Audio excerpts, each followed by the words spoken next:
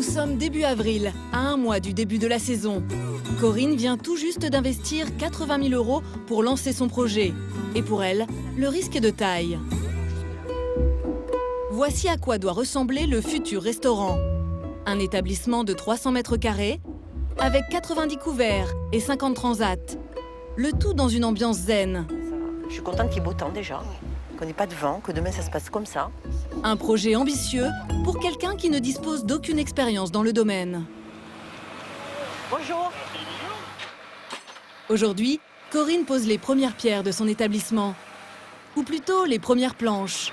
Car c'est en kit que son restaurant lui a été livré. 300 mètres carrés de bois achetés 12 000 € hors taxes attendent derrière cette porte. Voilà le plancher, il est là. Première galère pour Corinne, le plancher est stocké sur le port à 3 km de la plage. Et le poids lourd qui devait le transporter leur a fait faux bond. C'est donc ce petit tracteur qui va devoir déplacer les 7 tonnes de bois en bord de mer. À peine lancée, la construction prend déjà du retard. Vous êtes un peu stressé ou pas? Stressé? Non, pas forcément. Mais en fait, juste contrarié par le fait que ça repousse un peu, quoi. Voilà. Mais effectivement, c'est encore une journée de plus qu'on risque de perdre sur la plage. Après 3 heures de travail, les premières planches arrivent enfin sur la plage. Là, par là, plus par là.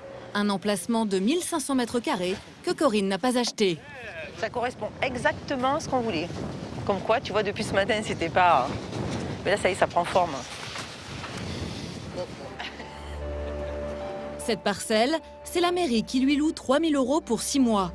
Car en France, les plages appartiennent à l'État. Et c'est la municipalité qui définit le montant à payer pour ses concessions publiques. Et ce n'est pas tout. Les constructions ne doivent pas reposer sur des fondations en béton. Les plages ne peuvent être occupées que du 1er avril au 30 octobre. Passé cette date, les restaurants doivent être démontés et le site doit retrouver son aspect naturel. C'est ce qu'on appelle la loi littorale. Et attention à ceux qui ne respectent pas les règles.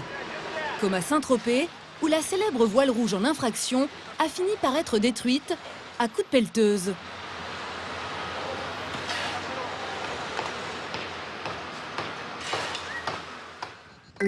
Mais quelques établissements ne sont pas situés sur le domaine public.